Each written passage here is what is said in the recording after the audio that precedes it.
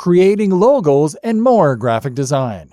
Using your new web design skills, you can now build a site for yourself or for clients.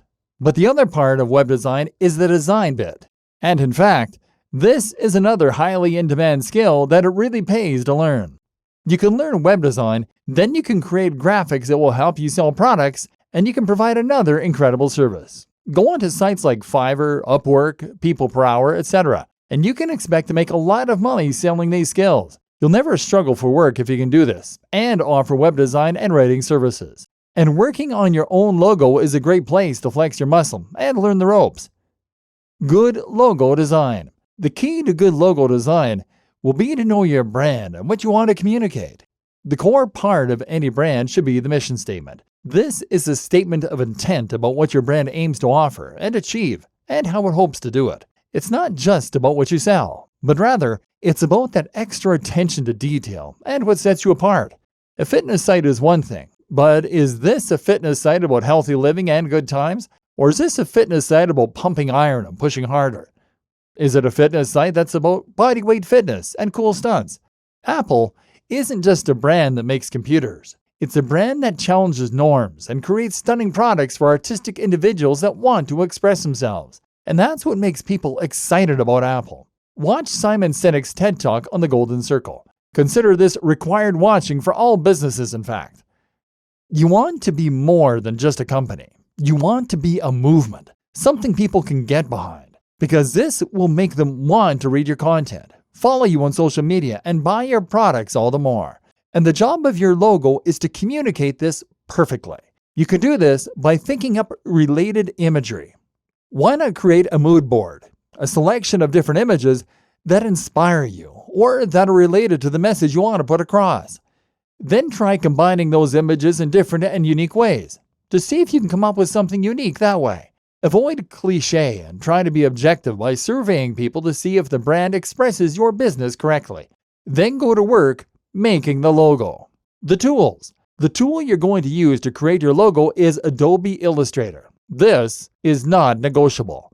The reason you need Adobe Illustrator is because this is the industry standard for designers. Adobe Illustrator allows you to create vector files. And what these are files that work based on instructions about geometry, angles, and distances.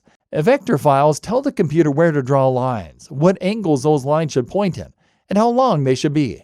This means that you can zoom in and all the ratios and angles remain the same. There will be no loss of quality. It also means that the image can be edited at any time by dragging the individual lines, cutting bits off, etc. The opposite is a raster file, a JPEG or PNG. If someone hires you to make them a logo and you make it in Photoshop and give them a JPEG or PNG file, then they will likely laugh in your face. Using Illustrator is not terribly easy, but if you follow some YouTube tutorials, you should be able to grasp the basics. The key is to understand that those lines are what are making up all your images. These can be drawn individually and are called paths. You can then add nodes onto those lines called anchor points and drag those around to lengthen or alter the angle. By drawing multiple paths and having them intersect, you can then select them at the same time and choose to join those lines. Now they become the outline of a shape, and you can fill it or drag it around as a single element.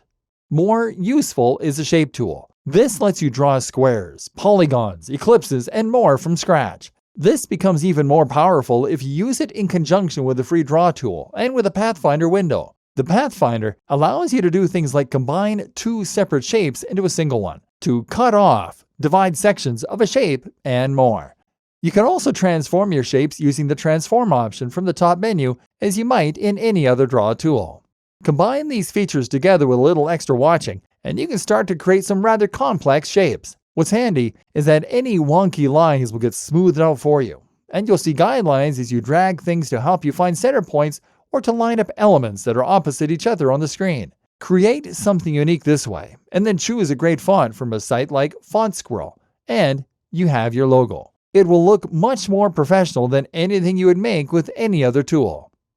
Tip: note that one of the best ways to ensure your logo design is good is to follow the KISS rule. Keep it simple, stupid. Simple design is generally better than busy design, in fact. And when coming up with elements for your website, try to keep in mind one more mantra. Communicate, don't decorate. This means that you shouldn't add flowery flourishes just for the sake of it. Any additional dialogue or graphical element should be there for a purpose, whether that is to lead the eye through the UX or whether it is to point to something else important.